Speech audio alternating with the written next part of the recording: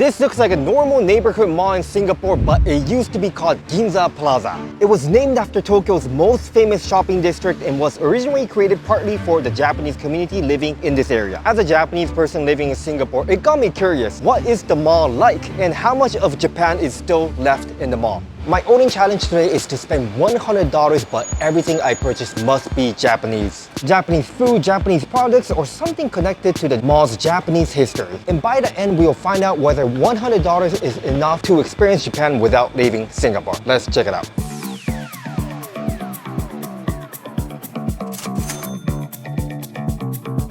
Wow, first impression, this does not feel like Ginza in Tokyo. But it's understandable because it was in 1990s when this mall was called Ginza Plaza. The Japanese school was nearby, there were many Japanese people living here, and apparently the mall even had a Japanese supermarket at the basement. So Ginza has many luxury department stores, atas restaurants, where one meal can destroy today's whole budget.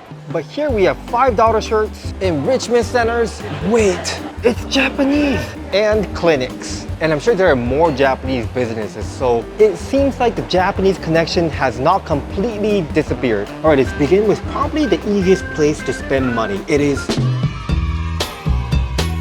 Alright, Fish Mart Sakuraya. This is probably the closest thing remaining to the original Ginza Plaza concept. So according to ChatGPT, this outlet dates back to 2003. So it has been here for 23 years. And back then, this mall was still Ginza Plaza. Alright, let's check out the menu. I want to find something genuinely Japanese, like something Singaporeans will not really know, but the Japanese do. First menu is this. Agedashi tofu. It's a classic izakaya dish, but I feel like not many Singaporeans know about this. So it's deep fried tofu and it's just so good, you know.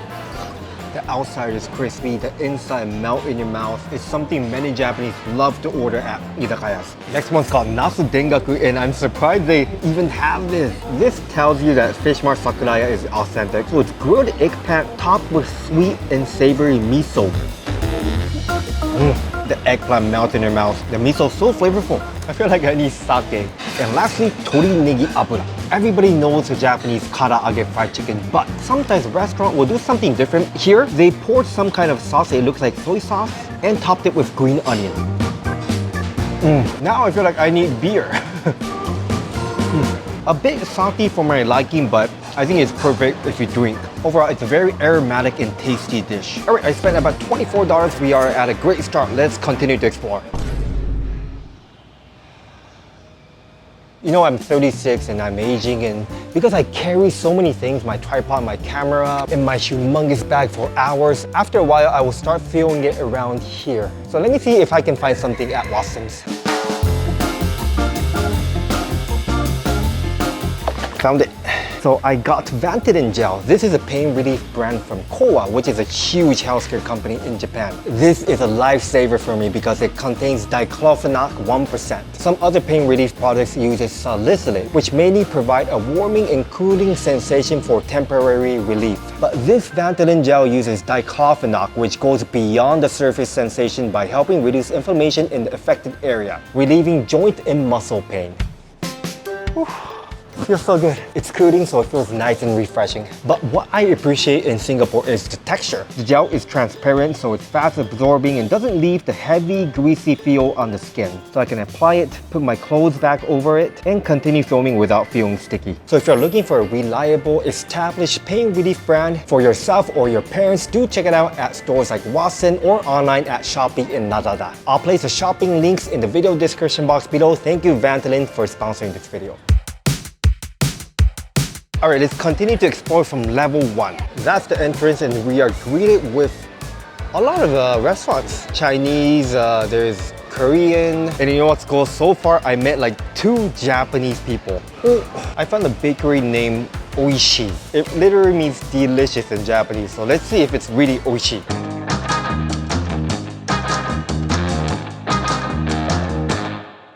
Okay, I got the yam bread for $1.90. これは美味しい。Wow, check this out. I think this is a Japanese butchery. Yeah, it's a Japanese butcher founded in Kyoto in 1953. Look at all the beef. Wow, it looks so good. The marinated pork neck looks amazing. It's quite crazy. A neighborhood mall has something like that, like a Japanese specialty butchery shop. And cool, we even have Daiso.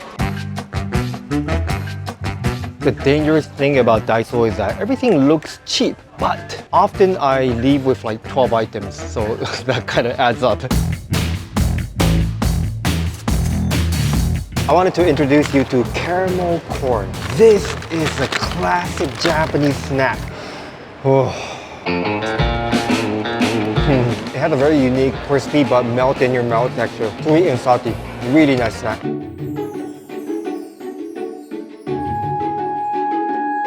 Alright, we are at level 2. Honestly, level 2 feels very different. A lot of tuition in learning centers. And what stands out most to a Japanese like me is this. It's an education center, but I see Japanese. Apparently, it's a tuition center from Japan. And well, it's so cool to find this in the neighborhood mall. Wait, if I start going here, can I accomplish my $100 challenge?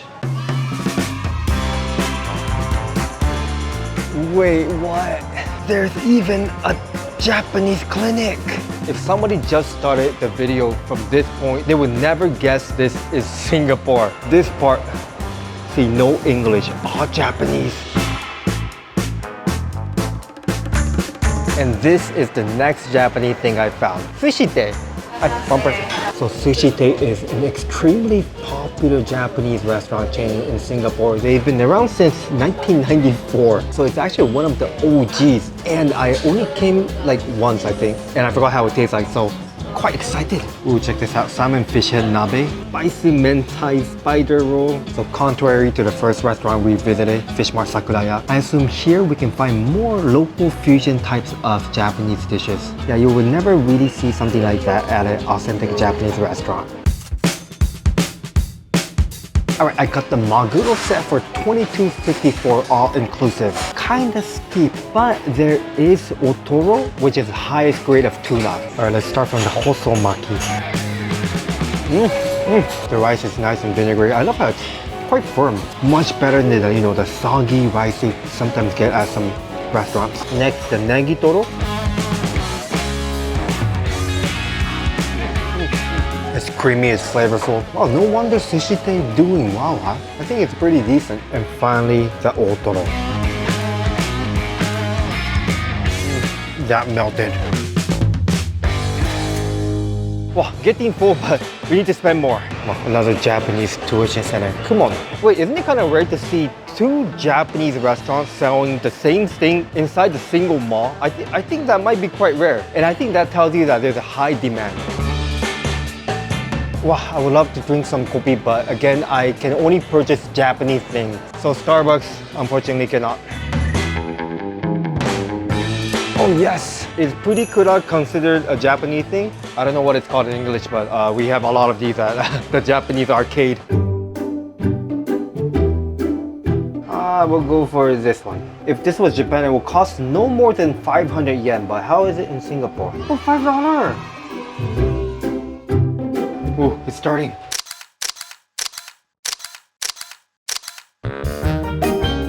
I don't know what to do with this. So I think I'll just hang it here. You can tag me on IG if you find it.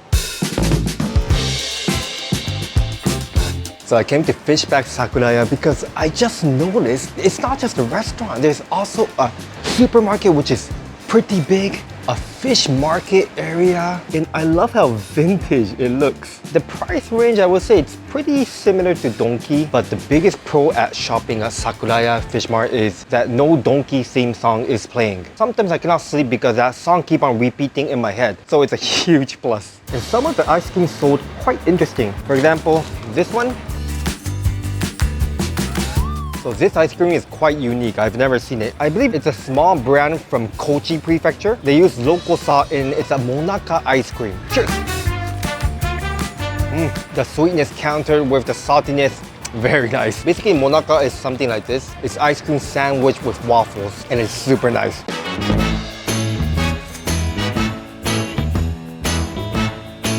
All right, we came to level 3. I believe this is the highest level in this mall. Yee. This is Super Foot Detox. It's apparently endorsed by this Japanese guy and hello, the Super Foot Detox how much? 50 minutes. Oh, 50 $50. Yeah, 50 minutes, 75. I'll just get the 20 minute. All right, yes. A bit scared, like what if it gets even blacker than the one shown in the photo? Yes, YouTuber. Yes, GHIB? No, smart channel. So $50. It's not exactly cheap, so I hope I get a foot massage maybe. See how now she's pouring the magical water endorsed by that Japanese guy. Whoa, oh, what is that? She took out a very scary looking tool. Okay, Kenna. Yes, you can try. A bit warm. So how does it work? Like why does it get black and all that? That one is toxin. Toxin? Yes. So the black thing is all my toxin. Yes. It's a bit embarrassing if it gets very dark, huh? Means I got a lot of toxin. You eat a lot of fast food. Yeah, I think too much nowadays. She knows me well. So I just wait like this 20 minutes. Just wait, 20 minutes. Okay. Oh, handmade chocolate. Wow, thank you so much. Oh, lemongrass. Thank you.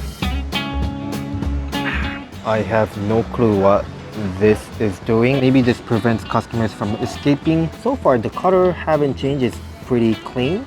The color is changing. Color changing. You see the color have like a oil cook with like oil like that. My toxins flowing out.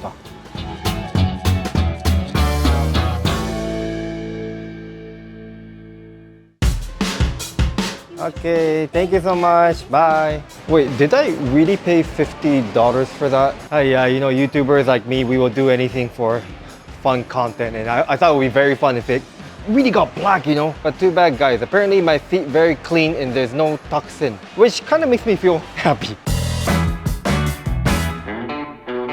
So level 3, we have actually a lot of massage places. That one is called Heng Kong. That's another one, it's a Japanese massage. But unfortunately, it's not Japanese, so I cannot spend my money. Wow, if my 1-year-old daughter see this, she will go crazy.